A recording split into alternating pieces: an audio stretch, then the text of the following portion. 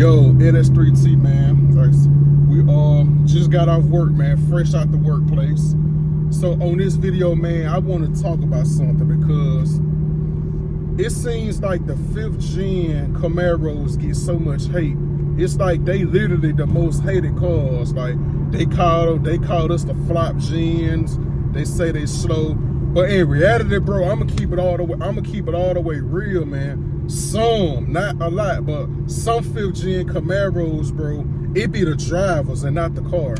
Just being all the way honest. Like the reason I say that because some people go buy these cars and just slap mods on them and just let anybody tune them. But you can't just let anybody tune your car. Like if your tuner is not a professional or somebody that you know and trust, that you build a relationship with, you know, you can't just let anybody tune your car. And you know, people go buy those little handheld tuners from online, but it's really be the driver. Cause like I say, bro, the 5th gen Camaro, we know the LS3, like the LS3 from factory, they not all that. But once you mod a LS3, bro, a LS3 is a monster once you wake it up.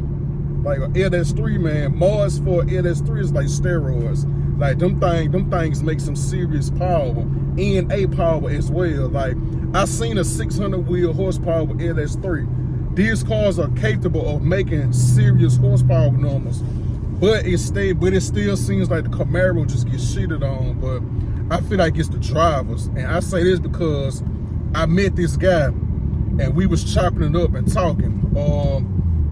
Met this guy at this it was like a little, I don't know, some type of little shop, and we were just kicking it. So he cranked it up, like he had heads and cam, you know, he had everything on there, heads, cam, he had a drag pack on his car and everything. But it was like when he tried to do a burnout, he tried to spin the car, but it was like the car was struggling to do a standing burnout.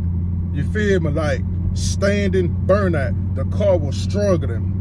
So then I saw a red one. It was a red one. Like it was the same thing. Like he was trying to do a burnout and his car was struggling to spin. So it's like, man, a lot of times, bro, when it comes to the 5th gen Camaros, bro, the cars don't be slow, it be the drivers. Cause like I say, modifications, tuning. Then once you tune your car, man, you gotta make sure your car is dialed in right. You know what I'm saying? Suspension, the drag pack, you know, the right tires, all that, man. So that's how I feel, though. I could be wrong, though, man. Y'all drop the comments below and let me know how y'all feel. But this how I feel, though, man. I feel like the drivers give the Camaro a bad reputation because, you know what I'm saying, factory is not all that, but mods, yeah.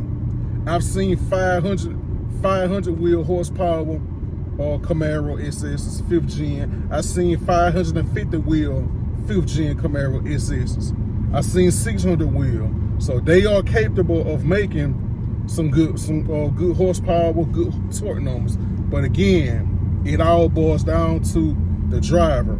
If the driver don't know what he's doing and the tuner don't know what he's doing, you know, it just, cause like I ain't gonna lie, I watched a video of a Camaro SS that was built by Vengeance, and for the amount of modifications that Camaro had, he was only making like 470 some horsepower, and I feel like that was kind of low for all the modifications that Vengeance put on that Camaro. It was only making 470, where I seen 500 wheel horsepower Camaros, you feel me? And like I seen it was a guy with 550, and it also was a 600 wheel. But I think his LS3 was bored out. He did a lot more to his LS3. But like I say, man, 470 was kind of low for the amount of modifications that car had. So like I say, man, a lot of times, bro, it be the person and not the car. That's just how I feel. That's just my opinion on the whole situation. Because stock for stock, a lot of people say, I mean, as 2020 standards, 426 horsepower, it's not that much, but he can still do a little something, give or take. Like I say, I've raced a Charger Scat Pack, a Challenger Scat Pack.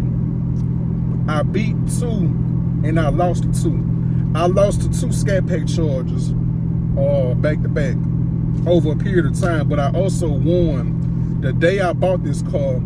A Scat Pack Challenger challenged me on the interstate, and I beat him.